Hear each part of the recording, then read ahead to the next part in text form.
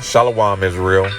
First and foremost, I would like to give all praises, honor, and glory to Yahweh, Bahashem, Yahweh Shai, Bahashem, Rakah, Quadash, and a sincere salutations to the hopeful elect, the tabernacle of David, you Akim pushing this truth to the four corners of the earth, and all truth, faith, and sincerity, and also a healthy shalom to the few Aquath who are listening and learning. Lord's willing, this lesson be edifying. So I got a couple articles and a couple clips to play today, but I'm going to start this lesson off with Revelation chapter 11 and verse 14. It reads, "The second woe is past, and behold, the third woe cometh quickly." Woes representing destruction, representing world wars. All right, the second world war is past, and the third world war approaches quickly. All right, cometh quickly. And for you simpletons out there, we're already in the third world war, but things are about to drastically intensify. And if you're paying attention, you know, it's easy to see. All right, prophecy is screaming. So real quick, I'm going to play a little bit of this clip that the brother Karaya threw in the chat. The Kremlin says Ukraine has fired US-supplied long-range missiles at a military facility inside Russia in what would be the first attack since Washington authorized the use of its weapons on Russian territory. The Ministry of Defense saying Attacker missiles targeted the Bryansk region in the early hours. Moscow says 5 of the missiles were shot down, 1 was damaged. Its fragments fell on a service area at a military facility, causing a fire which was quickly put out. Our Russian editor Steve Rosenberg gave us his analysis after the Russian Defense Ministry released a short statement in the last hour. And according to the statement, this is Moscow claiming that 6 US-made ATACMS missiles were fired at Russia's Bryansk region early today. The Russians say that 5 of them were shot down, 1 was damaged, and that debris struck some kind of facility, some kind of installation there, that there was a fire and that there were no casualties. That is it, as far as the statement goes. No reaction from the Kremlin yet to that. But obviously significant, because the Kremlin had made it clear months ago, actually, that it would consider the use of Western long-range missiles against Russian territory as basically meaning that NATO countries were fighting Russia. But as I say, at the moment, that's all we have to go on, this short statement from the Russian Defense Ministry. Earlier today, in another development, changes were announced in Russia's nuclear doctrine. That's the document that kind of sets out in what circumstances Moscow might consider using a nuclear weapon. And these changes were in the pipeline. It's not so much a surprise, but clearly this is also designed to send a message from Moscow to the West that, you know, take us seriously. Hey, so as you can see, man, Putin isn't playing. Putin isn't playing at all. You know, he made changes to the nuclear doctrine just for this reason, just in case America or its NATO allies gave Ukraine permission to attack inside of Russia and gave them the weapons to do so. So real quick, I want to just read a little bit of this article from RT. It says Russian new nuclear doctrine. It says President Vladimir Putin has approved changes to the basic principle of the state policy of the Russian Federation on nuclear deterrence. So it reads, Russian President Vladimir Putin has officially signed a new national nuclear doctrine that outlines the scenarios in which Moscow would be authorized to deploy its nuclear arsenal.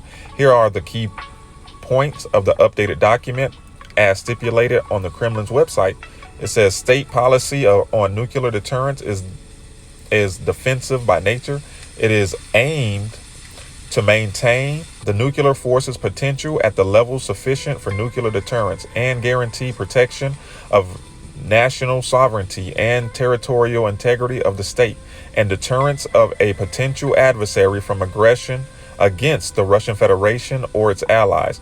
In the event of a military conflict, the policy provides for the prevention of an escalation of military action and their termination on conditions that are acceptable for Russian Federation and or its allies. The Russian Federation considers nuclear weapons as a means of deterrence, their use being an extreme and compelled measure, and takes all necessary efforts to reduce nuclear threat and prevent aggravation of interstate relations that could trigger military conflict, including nuclear ones. The Russian Federation ensures nuclear deterrence toward a potential adversary, which is understood to mean an individual state or military coalition, blocs, alliance, which see the Russian Federation as a potential adversary and possesses nuclear arms and other weapons of mass destruction or conventional forces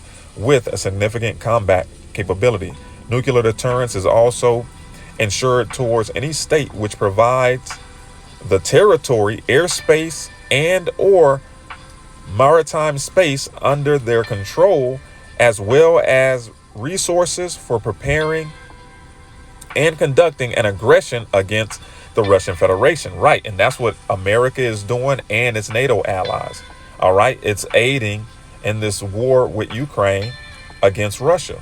All right, so Putin's basically telling you it's go time. All right, all bets are off. You don't cross the line. Now you done gave us permission to use nuclear weapons. It says an aggression of any single state from a military coalition, bloc, alliance against Russia Federation and its allies will be regarded as an aggression or coalition, bloc, alliance as a whole. An aggression against the Russian Federation and or its allies of any nuclear state with the participation or support of a nuclear state will be regarded as their joint attack. All right. Now you can read the rest, okay, because I don't want to make this lesson too long. All right. But hey, it's go time, baby. It is go time. So real quick, this is Malachi chapter 4 and verse 1. It reads, "For behold, the day cometh that shall burn as an oven, and all the proud, yea, all that do wickedly shall be stubble. And the day that cometh shall burn them up, saith the Lord Yahweh Ba'ashem Yahweh of hosts, that it shall leave them neither root nor branch." Right, and the day that it's talking about is Judgment Day. All right, that day that Sarah Connor had nightmares of. Okay, America and other parts of the world are going to be destroyed in the Third World War by intercontinental ballistic nuclear missiles. Thus saith the Lord. All right. And there's no changing what the Lord has written. OK, his word is bond. He cannot lie. And you're seeing everything that these nations are doing. They're escalating closer and closer towards what? The Third World War and nuclear weapons being used. All right, so from here, I want to grab another article. Here we go. It reads, so let's dive into this article. It reads, Kyiv has permission to launch long-range strikes. It says, while several NATO members have given the green light, Ukraine now wants the entire U.S.-led military bloc to follow suit. Ukrainians Vladimir Zelensky has claimed that several Western countries have given Kyiv permission to use long-range missiles against internationally recognized Russian territory. The New York Times reported on Sunday that the U.S. President Joe Biden has lifted some restrictions on the use of U.S.-provided ATACMS missiles. The White House has neither confirmed nor denied the New York Times article, which cited anonymous officials. All right, here's a quote by Zelensky. It reads, now that there are relevant decisions, not just in the media, but also from the relevant countries, it is very important to add to these decisions the number of opportunities with which we can reduce the military potential of the Russian Federation. Whenever it is, Zelensky said on Tuesday at a press conference in Kyiv. Speaking alongside Danish Prime Minister Frederiksen, Zelensky added that Ukraine is now working to ensure that all countries supporting long-range capabilities, urging Germany in particular, to take the appropriate decision as well. The UK and France have also reported lifted restrictions on the use of long-range missiles. They have provided Kyiv, right? So you see, the UK and France, they done lifted up the restrictions, man. All right, it's about to be a good old Western gunfight with intercontinental ballistic missiles. So it says, although they haven't confirmed the move either, Germany and Italy have publicly said their policy remain unchanged. However, and that their weapons can only be used on Ukrainian soil. Right, because remember, man, Germany and Russia had good ties. You know, they had the Nord Stream pipeline. They were doing good trade together and good business together before the U.S., interrupted it. All right. So, this is going to lead these nations ultimately to what? To hate the whore. OK, because these nations really don't want to take it this far. But America, Babylon the Great, that whore is going to force their hands. So it says, we'll jump down to right here. It says, Russian President Vladimir Putin reportedly warned that long-range strikes with Western weapons would change the nature of the Russian-Ukraine conflict, making it a direct confrontation between NATO and Moscow. You see? Well, this is what the prophets have been telling y'all all along. It's inevitable. It says, on Tuesday, Russia officially updated its nuclear doctrine to authorize an atomic response to conventional attacks from countries backed by nuclear powers. This has been widely interpreted as applying to Ukraine strikes with weapons supplied by US, UK, and France.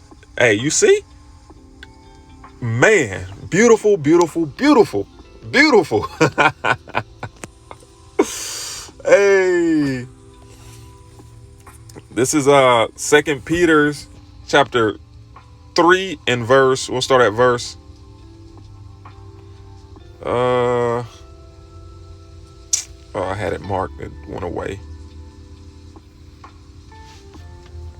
Where is it?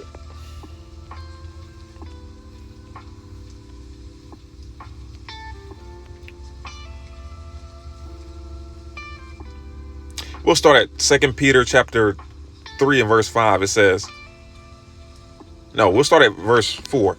It says in the NLT, 2 Peter 3 and 4, they will say, what happened to the promise that Yahushua is coming again? From before the time of our ancestors, everything has remained the same since the world was first created. They deliberately forget that Yahweh made the heavens by the word of his command, and he brought the earth out from the water and surrounded it with water. Then he used the water to destroy the ancient world with a mighty flood, right, the days of Noah. And by the same word, the present heavens and earth have been stored up for fire. They are being kept for the day of judgment, when ungodly people will be destroyed, man. You see how all these scriptures tie together? Judgment day. All right. Sarah Connor, what she had nightmares of. Okay. And we're going to end it here. This is Zechariah chapter 14 and verse 12. It reads, and this shall be the plague wherewith the Lord Yahweh Bahashim Yahushai will smite all the people that have fought against Jerusalem. All right. And Jerusalem is a people before a place. Their flesh shall consume away while they stand upon their feet, and their eyes shall consume away in their holes, and their tongue shall consume away in their mouth. And what type of instrument can cause consumption of eyes, mouth, tongue? Okay, I think when you read it in the NLT or NIV, it says that they're going to melt. All right. Thermonuclear heat, man. So I'm going to end it there. Lord's willing, this lesson was edifying. Shalom, Israel. Wa abad babal. Beautiful times, y'all. Beautiful times.